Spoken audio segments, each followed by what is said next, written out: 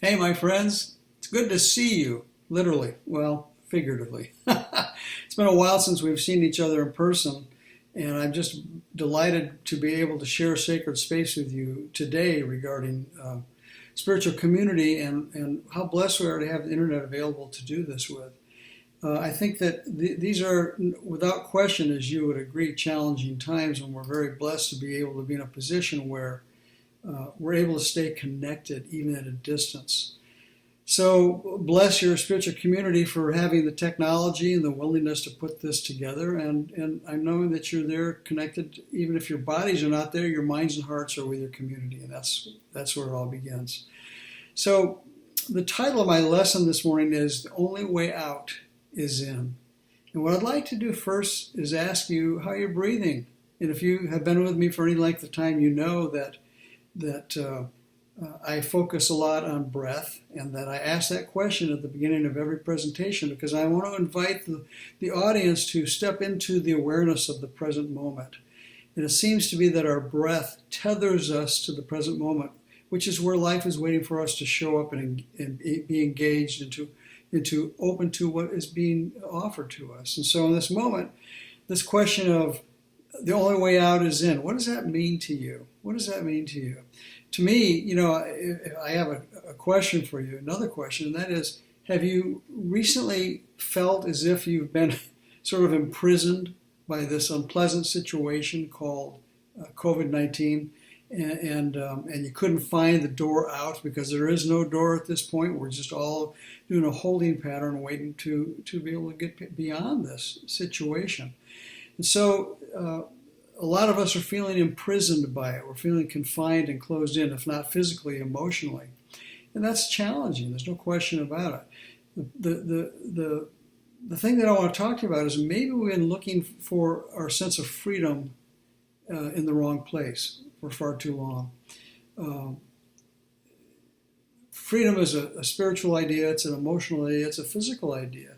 And so when we can incorporate all three of those concepts, that will actually be bringing our truth, our being, into our doing.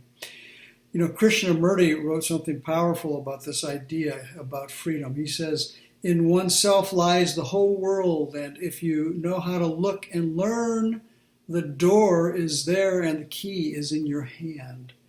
Nobody on earth can give you either the key or open the door for you except yourself. So the point is this: we're all familiar with the saying. We talk about freedom and stepping into the greater expression of who we can be. We're all familiar with the term, "The truth shall set you free." But the question I have for you is: can it really? Does it really? And whose truth is it we're talking about? Yours? Mine? Ernest Holmes? Charles Fillmore? Jesus? Buddha's? There are a lot of different interpretations of what is true and what's not true. But here's the bottom line behind all of those truths that every great teacher has ever taught. This is the only truth that really is. Your consciousness shapes the lens through which you see everything in your life. And your consciousness is always absorbing new information based on what you embrace as your truth. That is what will set you free, your consciousness.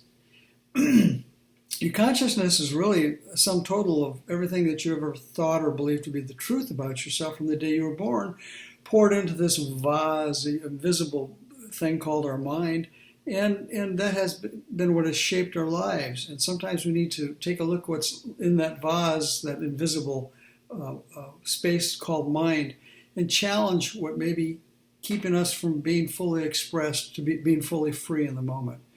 You talk about liberating the self. I know that sounds very esoteric, to liberate the self. But now, perhaps more than ever, many of us seem to be in bondage to a world gone haywire. Think about it just for a minute and take a breath. Because what I want to talk about, it needs you to calls for you to be anchored in the moment. There's a lot going on right now in the world. Wouldn't you agree with that? I mean, you don't have to do much more than just turn on the TV set or the internet, and you'll see what's going on in the world. And the world is broadcasting that there's a lot of confusion, there's a lot of fear, There's a lot of anger, there's a lot of disappointment, there's a lot of resentment. There's a lot of things going on right now that reflect some aspect of where we're looking, hold your breath, for our truth. Even the TV channels that we watch on TV, each offer a different view into the world, a different portal, a different view into the world. And notice, if you will, that you gravitate, as I do, towards certain TV programs, because they reflect our perceptions or our beliefs. Whether that's CNN or Fox or CNBC, it doesn't matter. But you notice you gravitate towards certain ways of thinking because they support your idea of what is. And sometimes we get locked in that idea of what is to a point where we don't see there's a larger what is available to us. And that's called liberation of the mind. The filter or lens through which we view life has everything to do with what we see. That's our perspective, what we see. And it has everything to do with our perceptions, which is what we know. Our perspective is what we see, and our perception is how we see it, how we interpret what is. And those are several of the things I want to talk to you about this morning, is the idea that your perception and your perspective need to be in alignment. And when they are, you'll discover consciousness feeding both in a way that causes your life to be awakened, aware, and opened. And that's really a powerful place to be.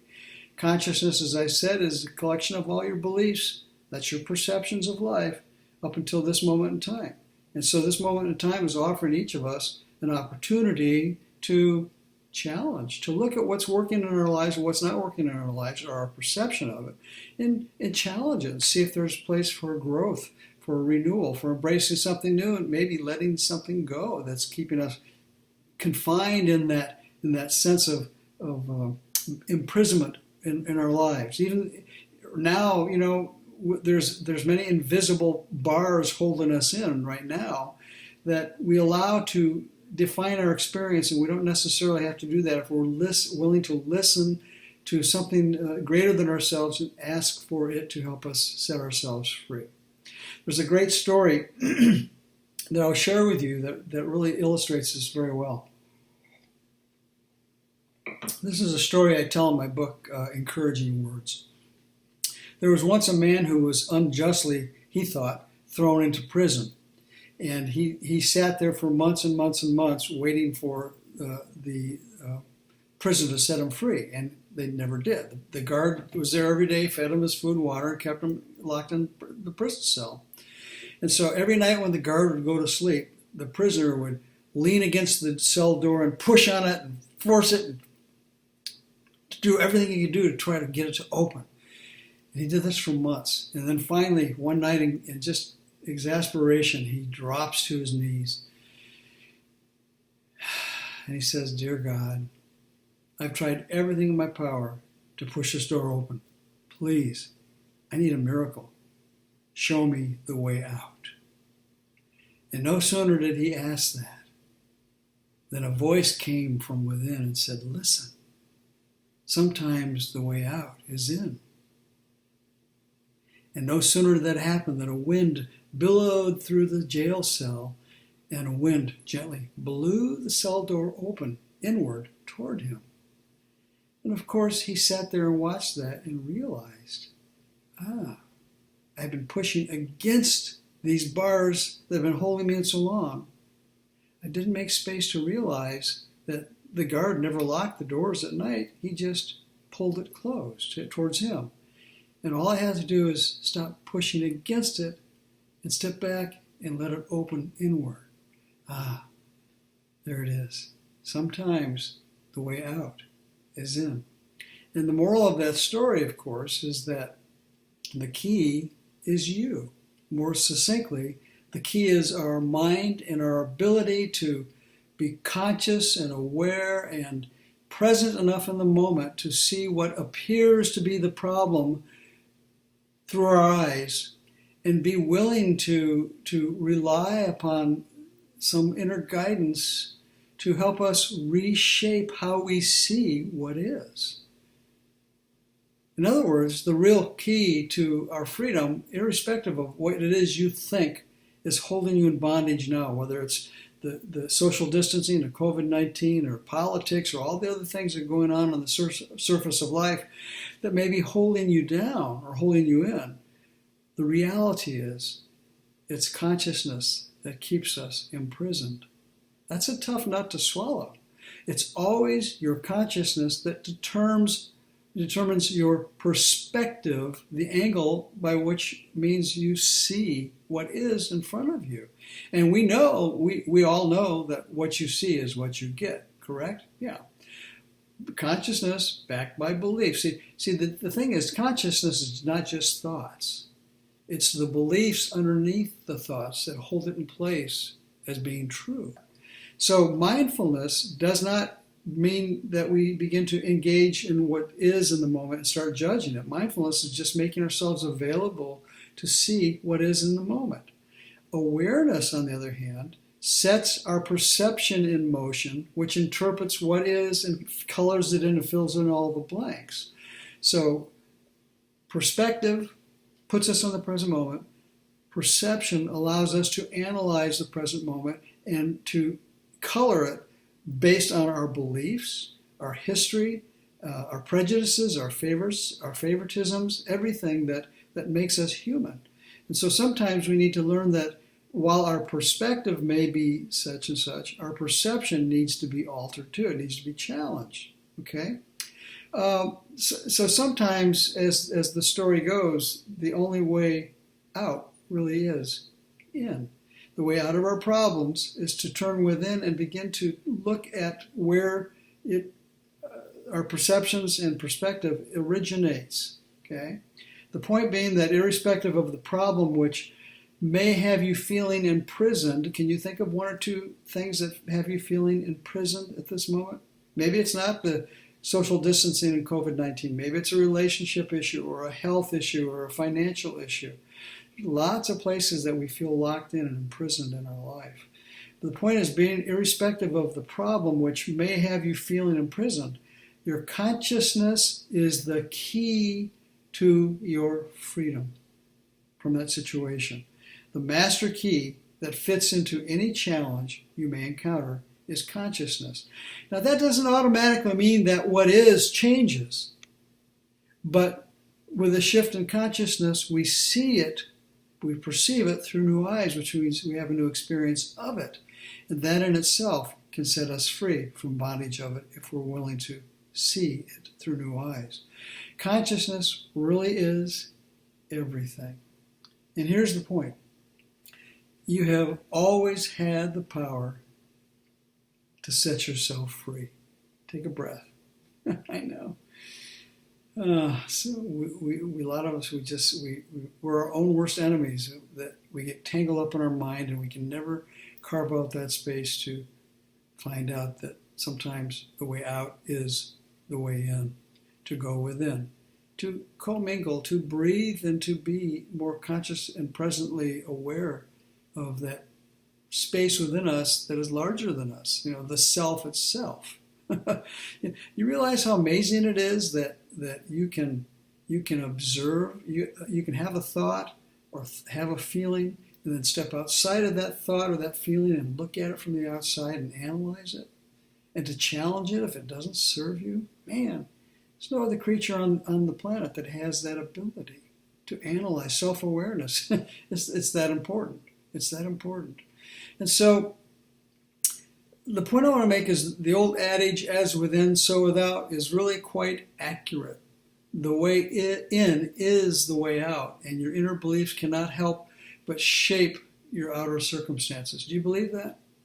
Do you believe that? Shake your head like this if you do, and like that if you don't, like that if you don't care. Of course you believe that. You wouldn't be watching this program if your spiritual community didn't support the ideas that your beliefs. The teacher Jesus boiled it down, his whole ministry down to two things. The kingdom of heaven is within, God and I are one, and it is done unto you as you believe. Not as you think or wish or push against the cell door, but as you believe it is done. Many people are fooled by appearances after being subjected to a condition not to their liking, just like our man in the story, they tend to react vehemently and push against the problem, either through argument, they argue with it, or they deny it, or they turn to avenues of denial that take their mind out of the situation, whether it be drugs or food or name it. There's so many ways we can deny the appearance of what is. But when we come back from that denial, it's right there, waiting for us to deal with it.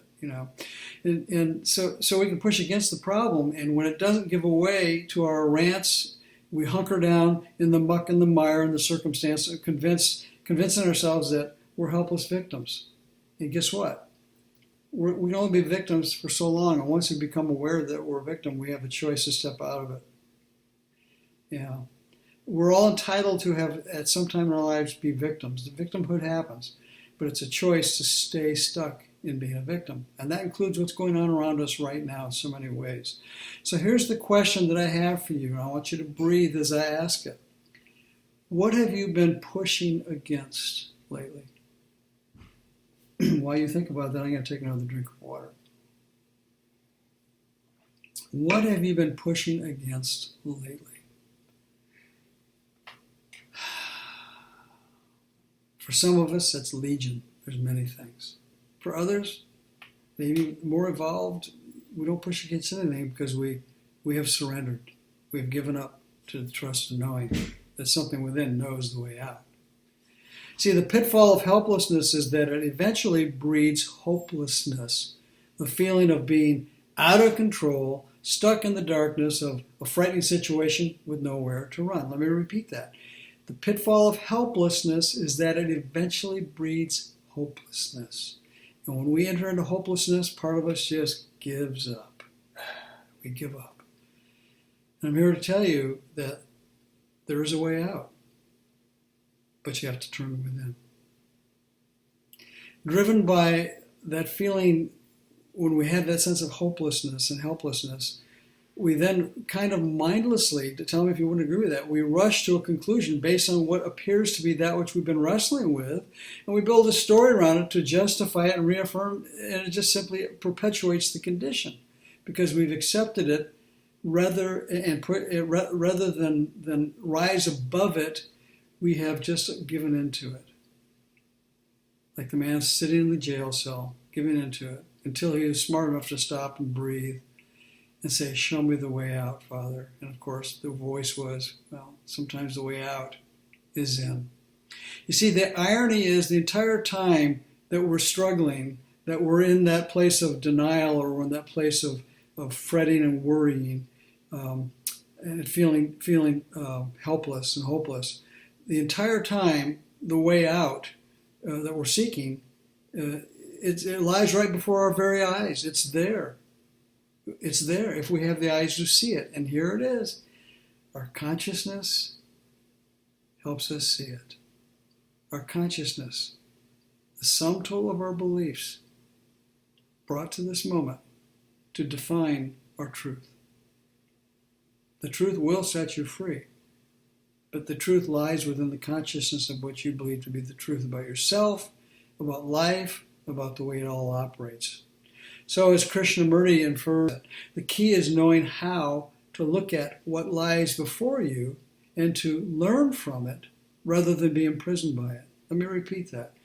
The key is knowing how to look. How is the perception. How to look at what lies before you and learn from it rather than be imprisoned by it.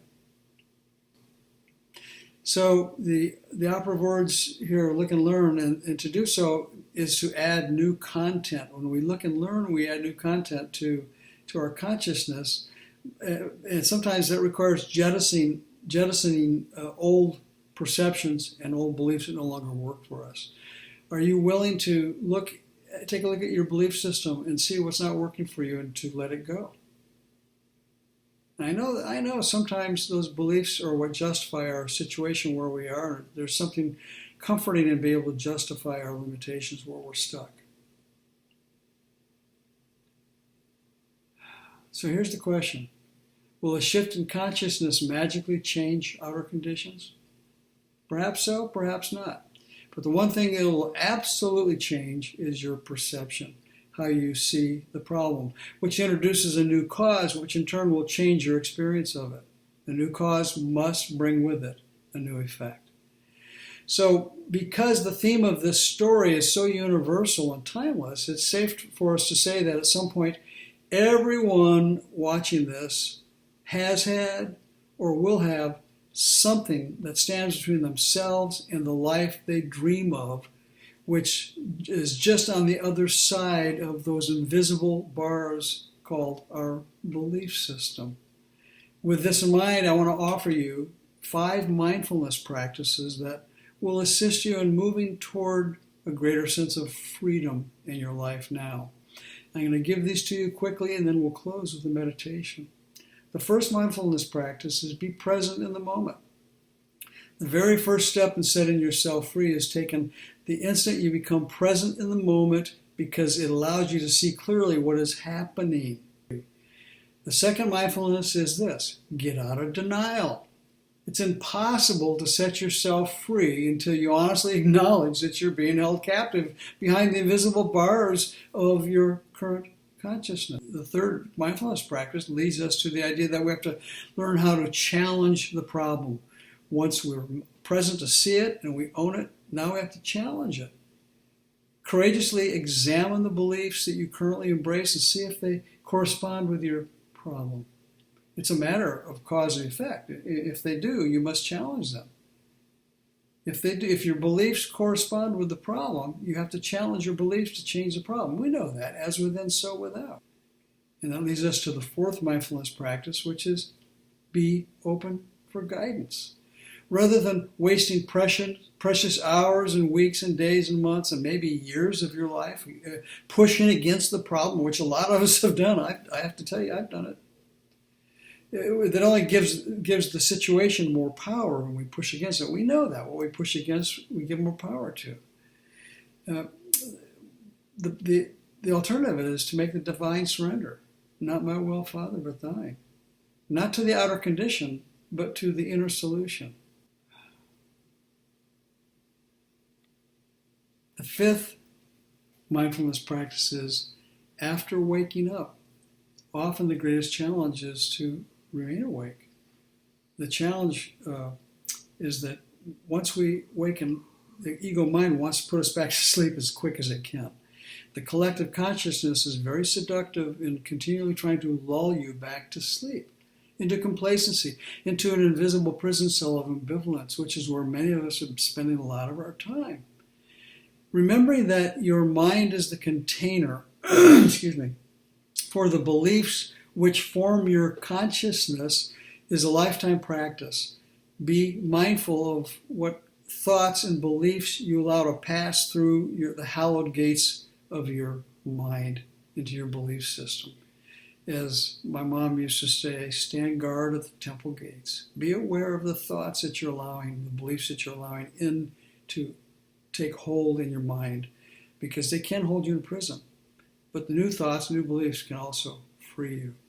So in closing, I would say this to you: knowing how to look at what lies before you at any given moment determines what you'll see. Knowing how to look at what lies before you, how to look at it, is what sets you free.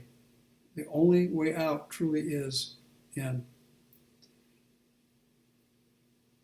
Perspective, come to the moment, look at what is, own it. Perception, define it. Help you interpret it, what it means to you, and then introduce new beliefs to challenge it. The only way out truly is in. So I invite you now to join me in a brief guided meditation.